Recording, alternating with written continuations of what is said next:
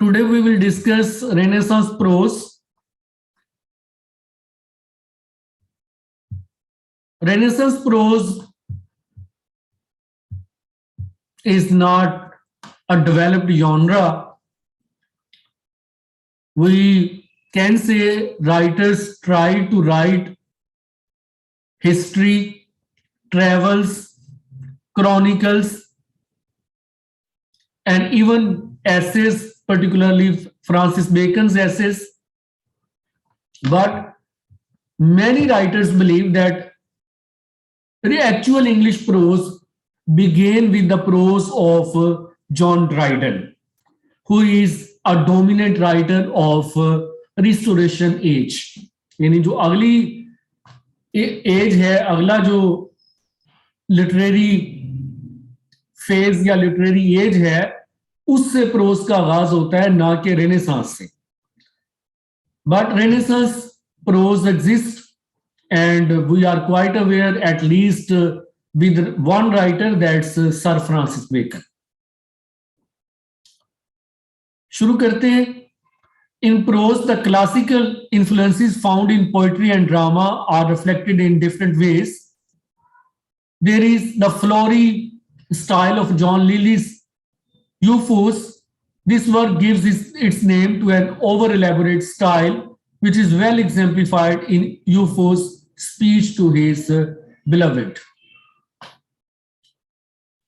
Euphos is a prose work of John Lyly, known for the idea of euphemism, known for decorative style, elaborate style, and also what we can say exaggeration. This work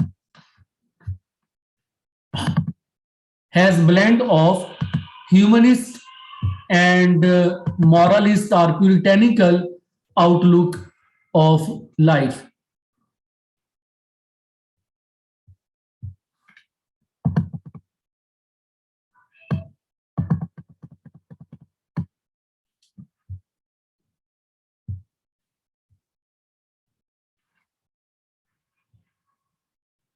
तो एक तरफ John lily और इसकी pros है जो कि elaborate है, decorative है, एक्सपेंडेड है, और उसमें बात को घुमा फिरा कर करने की कोशिश की गई. और इसका कंट्रास्ट जो है वो फ्रांसिस बेकन के ऐसे हैं which are known for aphoristic style. Bacon's essays present economical, rhetorical, proverbial, aphoristic style. Or aphoristic means say something in fewer words, where brevity is the soul of wit. And proverbial means that can be easily learned and it can be quoted again and again. Bacon, who perfected the essay form in English on the French model of Montaigne. Montaigne was a French writer and he also wrote essays. He is thought even pioneer of that genre of essay writing. Bacon followed the conventions of essay writing, learning from Montaigne. But he didn't actually follow the philosophy of Montaigne. His philosophy was pragmatic, practical, utilitarian, and Machiavellian, mean following the maxim of end justifies means.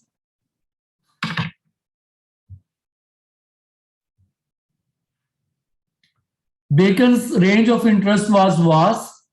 No single English intellectual symbolizes the idea of Renaissance man more than Bacon. अगरचे ये बात हम different writers के बारे में कह चुके हैं. कल ही मैंने ये बात सर फिलिप सिडनी के बारे में कही थी कि he is an embodiment of Renaissance ideals. और अब जो है कि intellectually Francis Bacon represents Renaissance spirit. Bacon wrote on aspects of law, science, history, government, politics, ethics, religion, and colonialism. I mean, we can say the domain of highly learned historian, philosophers, thinkers, as well as about, you can say, immediate and we can say social and even family aspects like gardens, parents, children, health, ambition, etc. Bacon actually wrote these essays in different times. Later on, they were collected and they were published in form of Bacon's essays. First edition was published in 1500, sorry, 1597, and it continued revisions till his death. Purpose of these essays was to provide a wise advice to the people in power. He wanted to give them a pragmatic advice that can be effective, that can be detached, that can be empirical, that can have lessons from history, religion, philosophy, mean it has scholastic influence, and he presented his ideas using pros and cons techniques. Pros means supporting the argument, and cons mean presenting counter argument. So in this way, he shows both sides of a coin.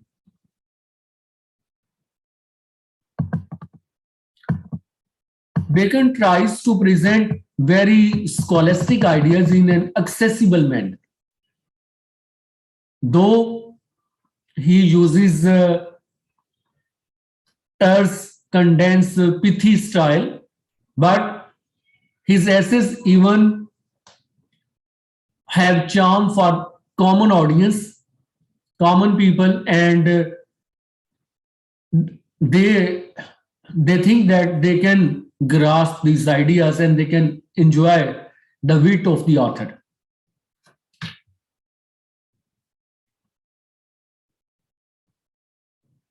Bacon's essays are both, you can say, representation of his time as well as universal.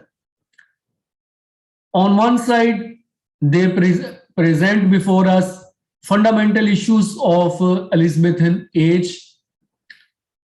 For example, his essay of revenge explores the notion of revenge, which frequently featured in the period and dominant in Elizabethan Jacobean drama.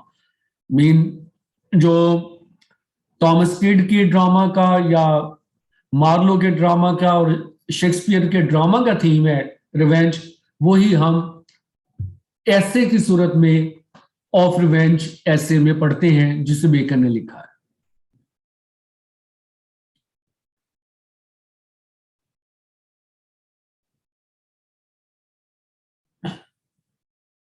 He also presents these essays in this way that they are perpetual guidance for the readers of every age. I mean, there is an aspect of universality which we can see through proverbs of studies, of great place, of friendship, of parents and children, of travels, and many other essays.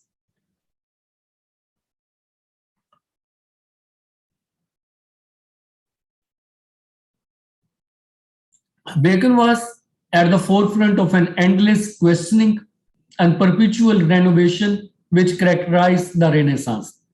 Bacon has been seen by a few literary historians as the author of the plays attributed to Shakespeare. ये एक पुरानी controversy है जिसे अब तकरीबन जो है वो सेटल डाउन कर दिया गया है कि हु वाज शेक्सपियर। तो सर वॉल्टर रेले, फ्रांसिस बेकन, क्रिस्टोफर मार्लो, इनको सस्पेक्ट किया जाता था हिस्ट्री में कि इन मुख्तलिफ रीजन से कहा जाता था कि ये शेक्सपियर है। मार्लो को इसलिए सस्पेक्ट किया जाता था कि वो ड्रामे का जो स्टाइल है और जो उसकी हाइटेंड लैंग्वेज है उसकी वजह से समझा जाता था कि शायद मार्लो को प्रिजन से रिहा कर दिया गया था और उसकी डेथ नहीं हुई थी और वहां उसने एक डिस्गाइज जो है वो शेक्सपियर का ले लिया और उसके बाद उसने शेक्सपियर के नाम से सारे जो है वो ड्रामास लिखे। बेकन के बारे में ये डाउट इस वजह से हुआ कि जो इंटेलेक्चुअल परसूट है, जो क्वेश्चनिंग है, इसकी वजह से समझा गया कि शेक्सपियर जो है इस कदर प्रोफाउंड थिंकर नहीं हो सकता। एक ऐसा शख्स जो कि अनस्कूल्ड विजडम रखता हो, वो वाइज तो हो सकता है लेकिन उसकी राइटिंग अलूसिव कैसे हुई, ये एक सवाल था कि उनमें रेफरेंसेस फिर कैसे आए। जाहिर है कि वो तो पढ़कर ही आ सकते। तो इस वजह से ये डाउट किया गया कि शायद जो है वो बेकन ने एक शेक्सपियर का डिस्गाइज लेकर ये सारे प्लेस लिखती है। लेकिन अब ये कंस्पायरेसी थ्योरीज कह सकते हैं या इनको जो है वो शेक्सपियर आइडेंटिटी थ्योरीज कह सकते हैं। ये सब जो है अब सेटल डाउन हो चुकी है और समझा जाता है कि Shakespeare existed as an individual and he was neither Francis Bacon nor Walter Raleigh nor Christopher Marlowe.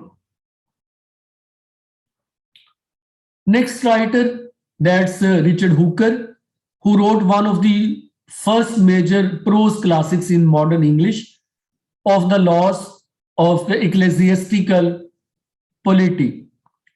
That was published in 1593 and later on 1597. The work is a broad-minded and tolerant defense of Anglican against Puritan attacks, advocating intellectual liberty as opposed to the dogma of extremists. Hooker prose affirms the new outlook where Bacon's writing questions traditional concepts and assumptions in order to stimulate discussion and reflection. यानी bacon में जिस तरह से questioning है, इसके मुकाबले में Hooker की राइटिंग में क्वेश्चन की बजाय अफर्मेशन है, एंडोर्समेंट है और एक मिडल वे जो है वो प्रेजेंट किया गया है। एक्सट्रीम के जो पॉइंट्स हैं प्यूरिटन के स्पेशली, उनको रिजेक्ट करते हुए।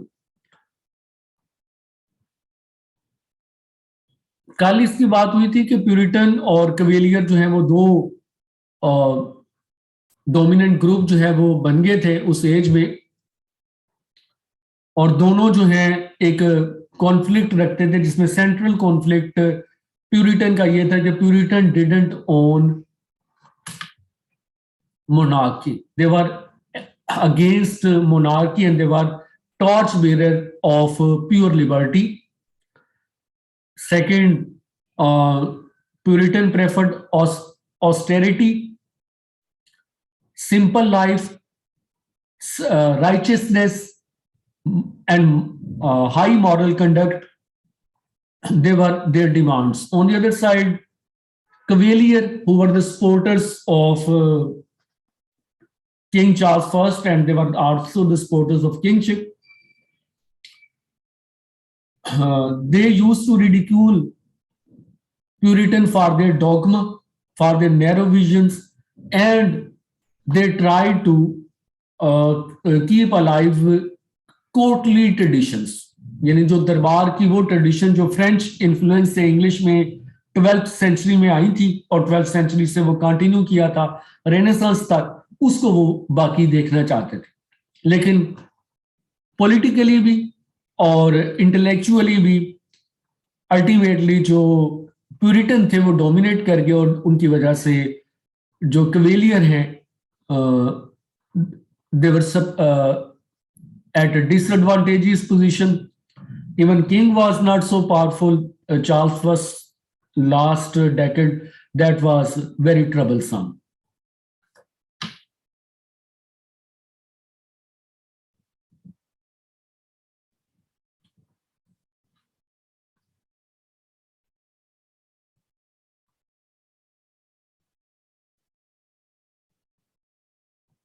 There are some writers mentioned here who are not so high repute.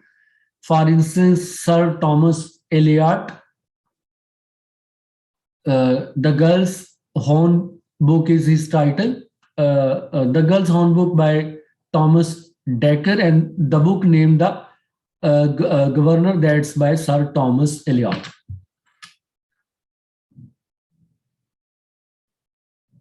They are actually, we can say, more like uh, journalist, but journalism was not developed in developed form at that time, or historian.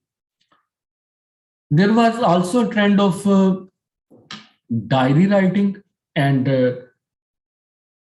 Pepe was a great diary writer of that time. Some writers were writing what we say adventures, like Herculiard's writing. They are examples of adventure writing.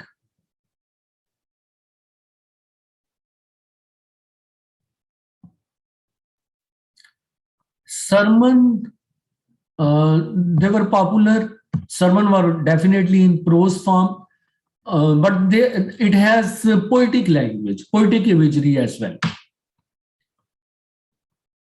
John Donne, a great English poet, was also a great sermon uh, sermon deliverer or sermon speaker. Here is a quote from John Donne's sermon on death.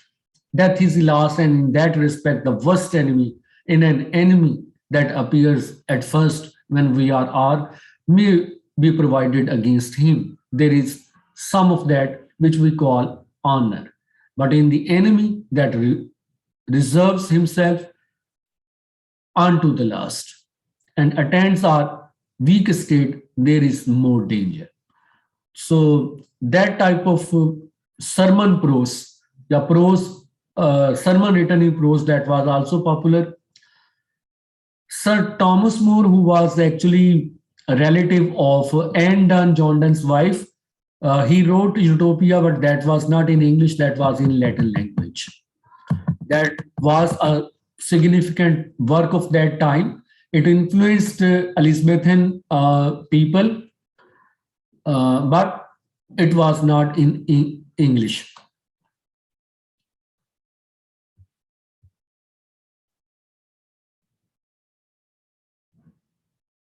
Hakluyt, who was chaplain to the embassy in Paris and later Archdeacon of Westminster, he spent much of his life collecting and publishing accounts of English explorations, including Drake's voyage around the world. Voyage is thought best work of Hakluyt.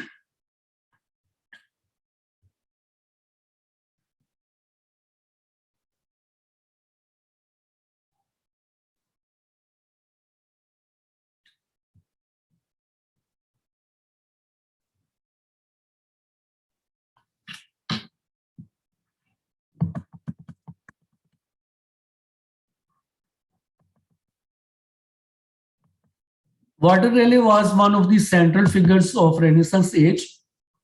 He was a traveler, a courtier, noble poet, and later a political prisoner. Sir Walter Raleigh, during his imprisonment, embarked on an ambitious history of the world. That was his first work. The discovery of the America by Columbus in 1492 had naturally made a huge impact on the European imagination.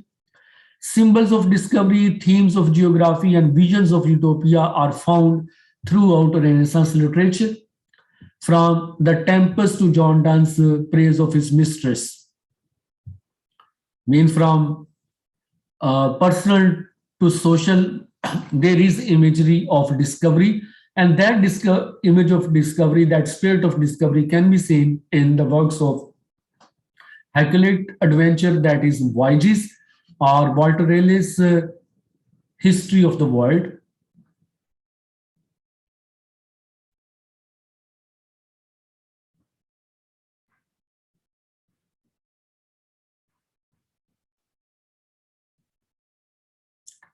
Sir Robert Greene, who was one of the university vets, also wrote an autobiography,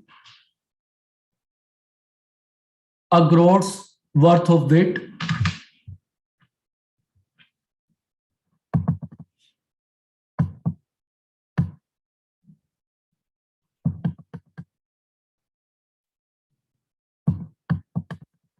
Thomas Nash, he wrote The Unfortunate Traveler. Uh, that is even revised in 20th century and is appreciated these days. Unfortunate Traveler does something quite different. It is a mixture of genres and styles, from picaresque to mock historical, from parody to character comedy. So Nash is much more than the journalist. He is often described as he is an entertainer, an experimenter, a committed social commentator. So Thomas Nash और उसके जो unfortunate traveller है, इसको जो है वो काफी पसंद किया जाता है.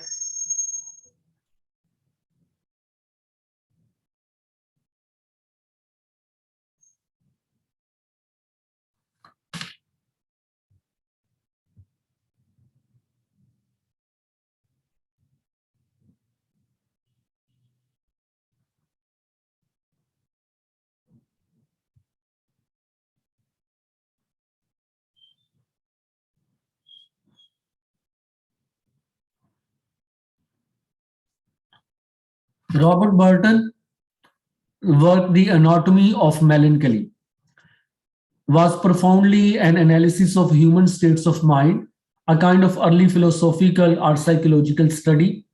He sees melancholy as part of the human condition, especially love melancholy and religious melancholy. So melancholy is very much important theme in literature and also very significant to Freudian psychoanalysis. And we can see that melancholy in the character of Hamlet, the protagonist of Shakespeare's best tragedy, Hamlet. And that melancholy is, you can say, a treatise is written on melancholy by Robert Burton in work The Anatomy of Melancholy.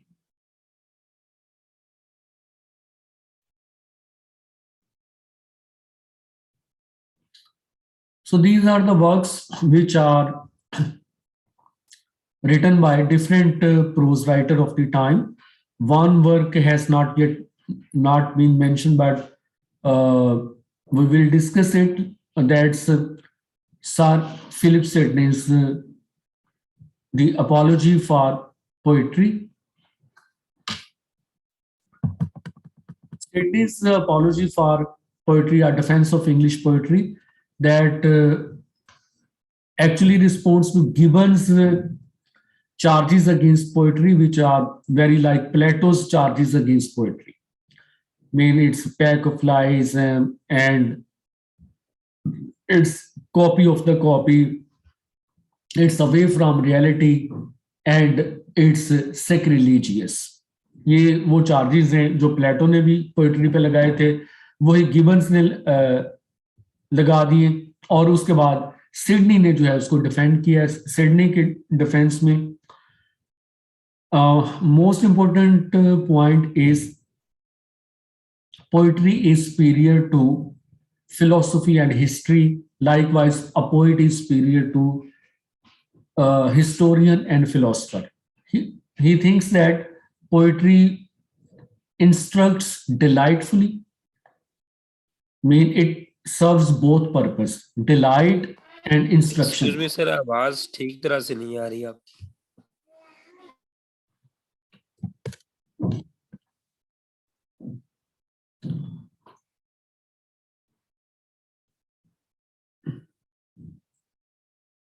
Sending believes that poet is superior to philosopher and historian because historian only presents examples after examples, and the principles behind these examples are not clearly imparted, while philosophers is very much concerned with abstract notions, abstract ideas instead of their illustration or examples. Poet can blends both. He can invent stories without any fear of contemporary criticism or pressure of authorities. He can relate philosophical ideas with concrete examples created through fictions. So, poet is superior to philosopher and historian. He defines poetry as well in terms of Aristotle and Horace. He thinks that poets are guiding star, whether they were maker or creative genius or bard or visionary poet, prophet or soothsayer.